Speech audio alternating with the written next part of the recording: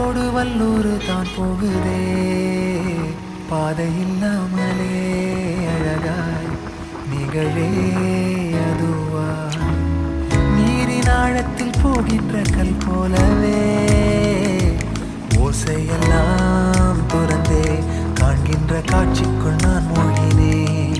திமிலேறி காளை மேல் தூங்கும் காகமாய் பூமி மீது இருப்பேன்.